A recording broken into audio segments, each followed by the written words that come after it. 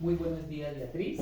Buenos días, Juan Camilo. Me da mucho gusto poder entrevistarte en este espacio tan maravilloso.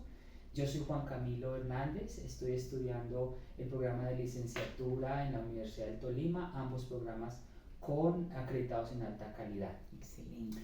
Te agradezco mucho por este espacio que me permites. Esto nos permite visualizarnos a nosotros como estudiantes desde una práctica de observación. Eres una persona, entiendo que llevas muchos años en este colegio, el Colegio Gran Bretaña, y queríamos hacerte un diálogo agradable, donde podamos conversar un poco sobre ese quehacer docente, de cómo te has desempeñado, cómo te sientes, qué consejo le darías a las futuras generaciones. Empecemos un poco contextualizando lo que haces en el colegio. Ok. ¿Y quién eres? Yo soy Beatriz Marta Vergara, una costeña ya acachaquizada, se podría decir. Soy docente hace 40 años. Mi escuela estuvo con los jesuitas en San Bartolomé la Merced. Luego, de allí en adelante, han sido colegios internacionales. Pasé por el Colegio Albania en La Guajira. Tuve la oportunidad de crear con todos los demás colegios ese colegio. Luego me vine aquí a Bogotá al Colegio Internacional y ya voy para 23 años en el Colegio Gran Bretaña. Eso es un buen número. ¿Qué te jalonó? ¿Qué encontraste en este colegio para que tuvieras como ese encanto, esa magia? Creo que la magia la tiene el mismo colegio. Colegio Gran Bretaña es un colegio único. Es un colegio que nosotros sabemos, Juan, que es realmente internacional. Es un colegio donde hay 50 culturas. Nosotros tenemos 50 estudiantes de 50 nacionalidades diferentes. Entonces, creo que la magia está en la multiculturalidad. La magia está en saber que la diversidad sí existe, el respeto a las culturas existe, y siento que eso es lo que me ha mantenido muy firme en el Colegio Gran Bretaña. A pesar de la diversidad, yo soy maestra de literatura, soy profesora de español. En los 23 años que llevo en el colegio he sido de todo un poco. Cuando yo llegué al colegio éramos 100 estudiantes y 3 profesoras. Entonces yo era profesora de español, de sociales, de los niños que hablaban español y de los niños que no hablaban español. Wow. Era un aula donde todos estábamos allí y uno como docente dice, yo puedo. Una docente multidisciplinaria, ¿no? Tocaba.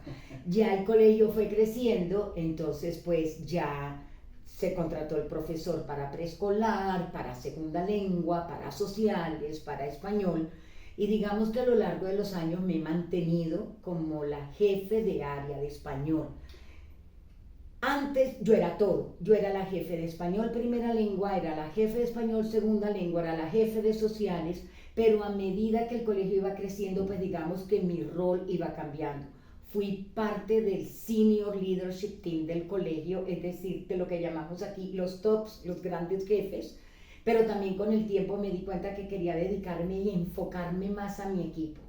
Yo tengo un equipo de profesoras que son las de preescolar, primaria y secundaria, middle school, o sea, en español sería como secundaria media. Okay. Y ahí vamos. Secundaria media en el colegio es como hasta Year 9, que en un colegio colombiano es un Year 7. Aquí es un poquito diferente. Muy bien, súper bien. Ese proceso de transformación, ¿cómo lo has vivido? ¿Cómo ha sido? ¿Difícil? ¿Transitorio? Precioso. ¿Evolutivo? Juanca, mira, cuando uno ama su profesión, uno fluye. Realmente yo siento que el éxito de un maestro con mayúscula, es amar lo que uno hace. Es esa pasión por estar con los estudiantes, crear una clase, hacer una clase, evaluar una clase.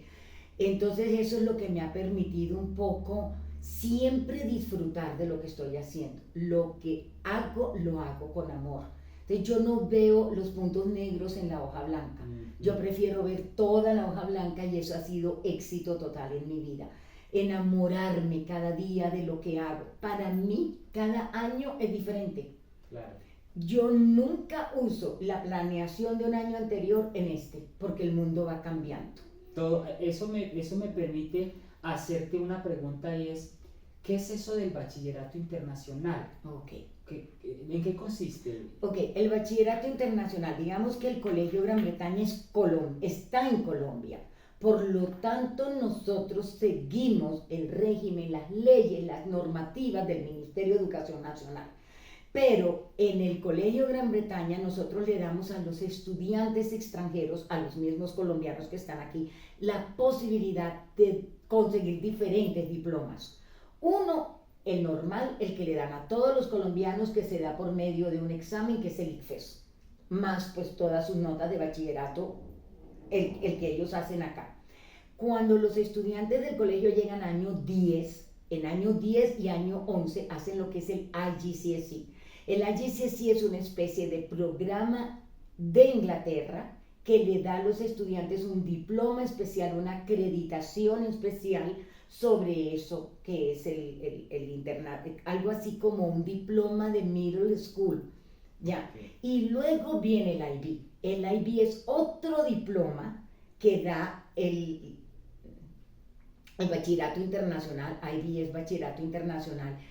Y lo bueno del bachillerato internacional no es el nombre, es como el diploma es un preuniversitario y le permite a los estudiantes una puerta de entrada a la universidad.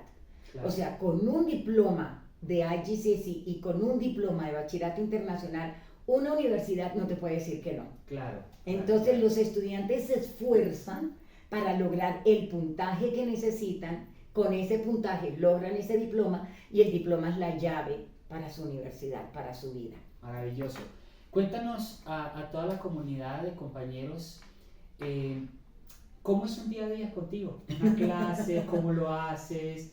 Veo que es súper dinámica en tus clases, que de verdad quiero felicitarte por eso. Admiro mucho lo que haces y me parece lindo lo que haces con los estudiantes, que de paso es muy difícil leer con los jóvenes. ¿Cómo lo haces? ¿Cómo lo logras? Mira, Juan Camilo, yo he asistido a 1.000.000 de cursos, talleres, obviamente, te acabo de decir, o sea, son 40 años de docencia y yo escucho a los maestros, es que mis estudiantes no leen. Y yo por dentro digo, los míos sí. Primer secreto, leer con ellos.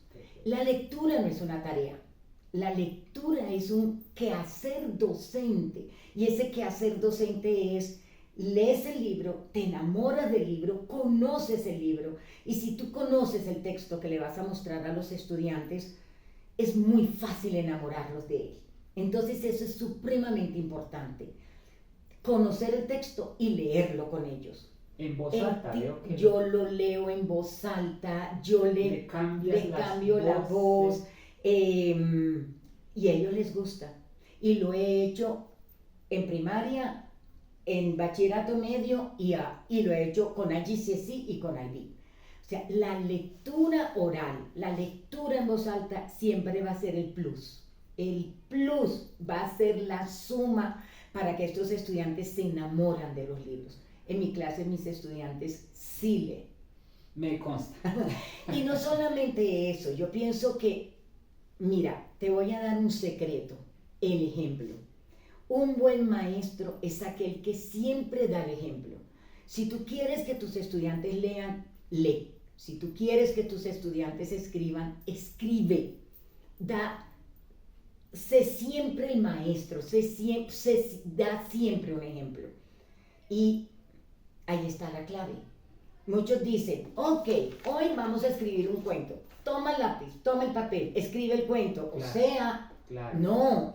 No, el docente toma el cuento, lee el cuento, escribe un ejemplo de un cuento, muestra varios cuentos y después de que has hecho todo un proceso, de que ellos entiendan que es un cuento, va la tarea, ahora sí, es la hora de crear el cuento.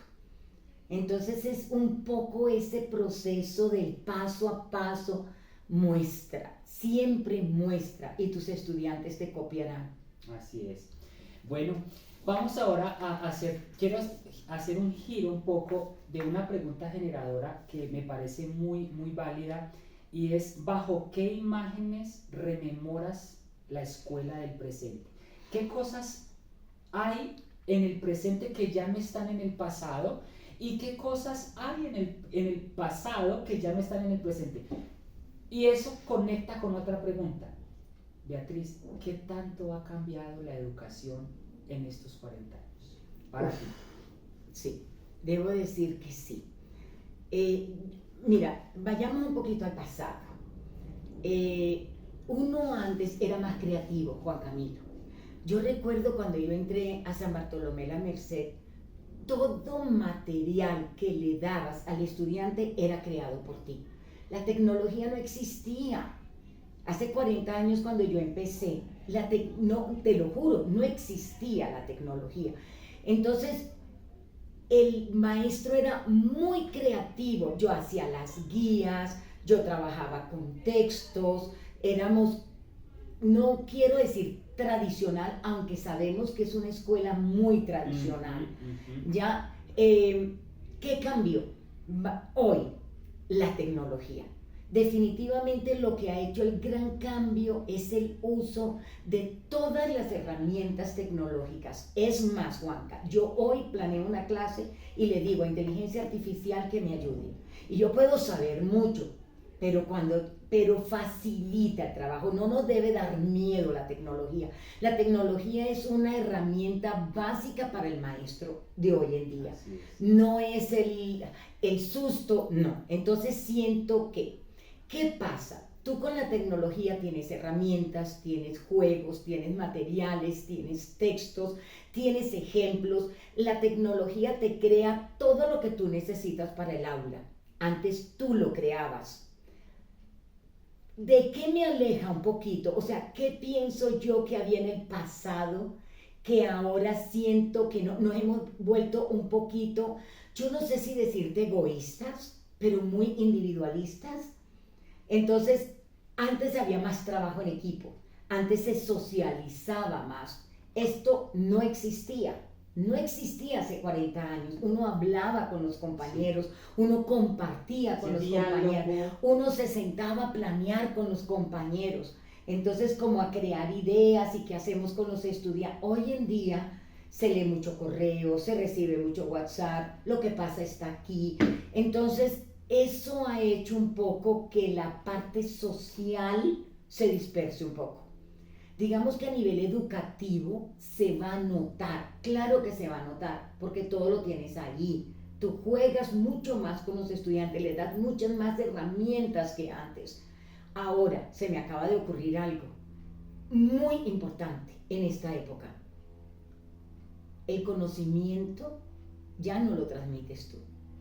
El conocimiento está en Google. ¿Qué tienes que hacer con el conocimiento? Interpretarlo, analizarlo, compararlo, buscar evidencia de lo que estoy leyendo es cierto. Entonces se ha abierto una gran puerta para la investigación.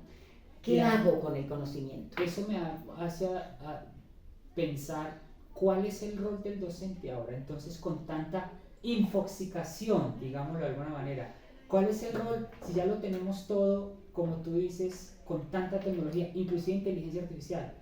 ¿Cuál sería el rol? ¿Cuál ha sido tu rol ahora en el presente como docente activa? ¿Cómo Mira, Juanca, ¿sabes qué? Volverse un estudiante.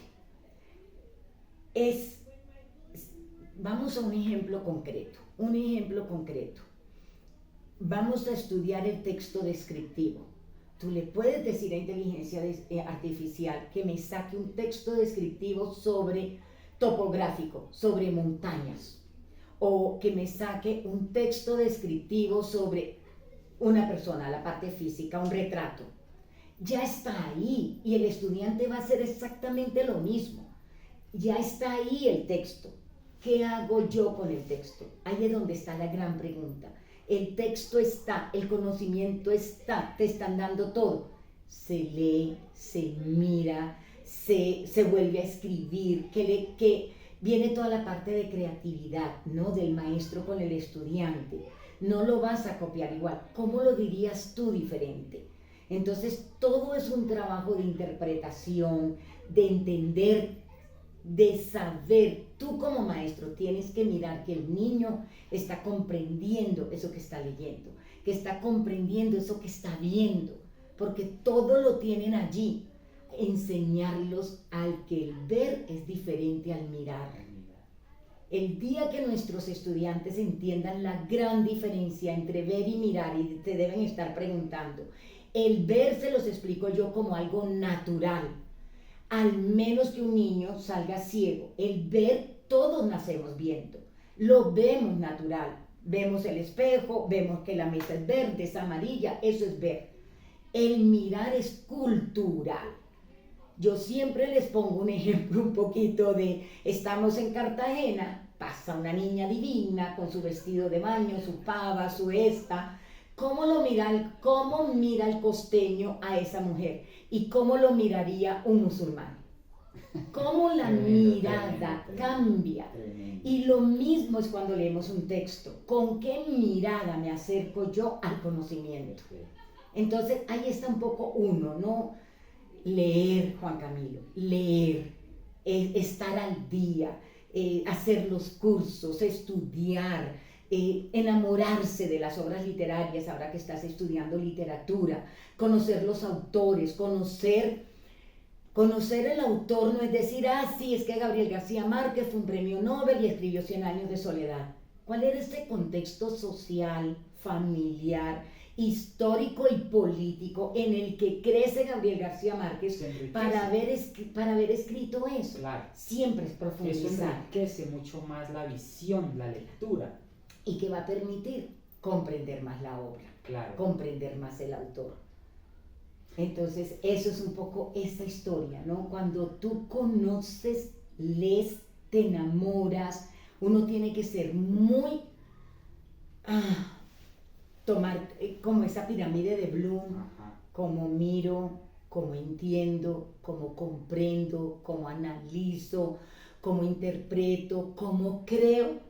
Todo eso lo dice Bloom en sus grandes pirámides y todo lo que tiene que ver con el pensamiento crítico.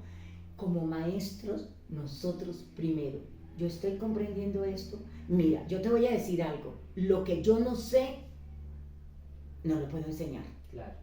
Lo que yo no conozco, no lo puedo enseñar. Lo que a mí no me enamora, tampoco.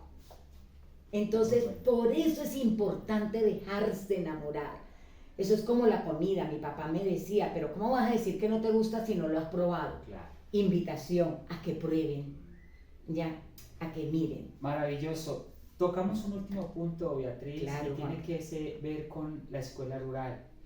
La Universidad Javeriana hizo un estudio junto con el DANE y tenemos un dato de 13.631.000 personas en edad escolar, de las cuales el 26.7%, que equivale a 3.639.000 personitas, habitan en zonas rurales.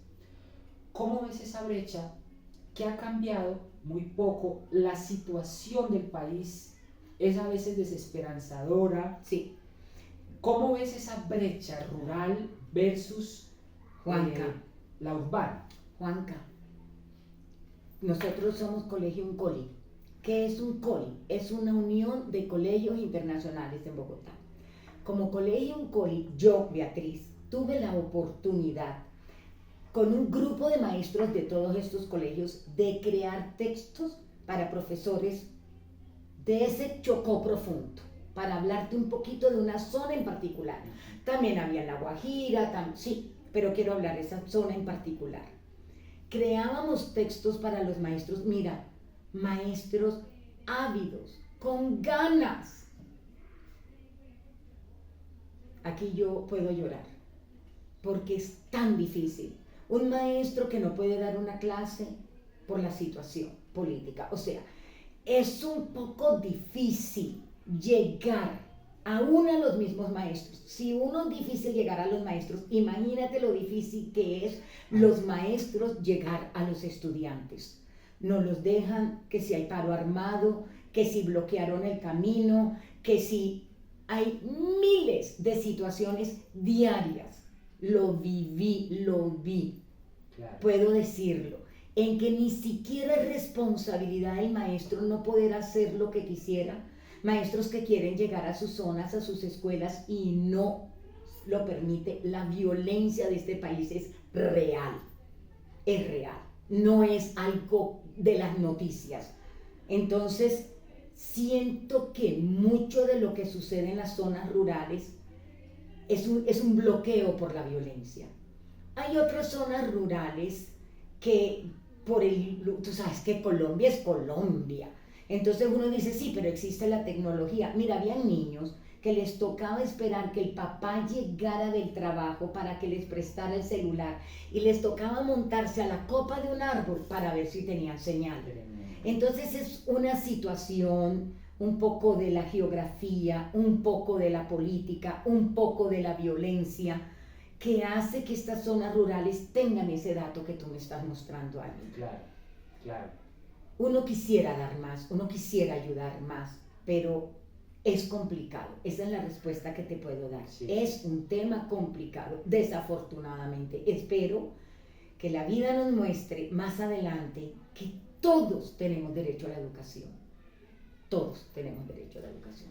Un consejo final para los futuros maestros, docentes, con este panorama del pasado, del presente, del futuro y de la situación en contexto. Tomemos del pasado una palabra que dije, creatividad. Los maestros tenemos que ser creativos siempre. Ya, sí existe la tecnología, pero que eso no te quite eso que llevas adentro, esa pasión, ese querer hacer algo distinto, ese querer llegarle a un alumno de manera diferente. Eso te lo da la creatividad. La empatía sería una segunda palabra. Crear empatía con tus estudiantes. Cuando tu estudiante es alguien que te importa, créeme que ahí ya hay una conexión, porque la educación, no importa en el siglo que estemos, es una comunicación, es una conexión con el otro. Enamorar al otro de la vida, del amor, de los valores, de los libros, de la escritura, de la ciencia, es muy importante. Entonces, sí, aprender de la tecnología también. No podemos quedarnos atrás. Somos maestros siglo XXI. Esto no es el vade rectum, no lo es. Esto es parte de nuestra vida. Es aprender a usarlo. Es aprender a darle un significado de valor. No que, no, significado de valor. A todo lo que tenemos al lado, es decir, esto vale la pena. Esto no, hoy, en este momento no vale la pena, pero en otros momentos sí. Yo siempre digo, hay tiempo para todo. Manejar el tiempo es importante porque siempre un maestro va a tener un tiempo para planear. Es muy importante planear. El maestro que no planea va como el Titanic, se va a estrellar. Ya, es muy importante. La educación, un aula de clase es un bote donde vamos todos y tú de alguna manera eres el capitán. ¿A dónde vas? ¿A dónde quieres ir? ¿A dónde quieres llegar? Y todo eso se hace con planeación. Hoy en día nadie quiere planear. ¿Y eso qué significa? ¿Qué estás haciendo? ¿A dónde vas? Es muy importante la planeación. Ese es un consejo que yo le doy a los maestros, por favor. Hay cosas que tenemos que hacer. No. Así sea que la inteligencia artificial te ayude, no pasa nada, pero planea. Ya. Y cuando estés en el aula, crear conexión con tus estudiantes. Creatividad, empatía, planeación, y lo que yo había dicho antes. Lee, escribe, estudia. Ama lo que haces, ama lo que haces. Muchísimas gracias, Beatriz. Nos has dado unas perlas, unas anécdotas maravillosos de tu experiencia. Gracias. Seguramente nos volveremos a encontrar en nuestras entrevistas, en nuestras prácticas de observación. Gracias por abrirme las puertas de tu corazón, de tu salón de clases, del colegio. Y muchas gracias por este espacio tan maravilloso. Juan Camilo, estoy muy feliz que estés en este camino. Te va a ir muy bien. Gracias. A todos, muchos éxitos. Están en una carrera maravillosa, maravillosa. Educar es algo que llena el alma. Y yo sé que todos me entienden. Muchas gracias, un feliz día y muchos éxitos en esto que están haciendo. Gracias. Muchas gracias. Hasta pronto.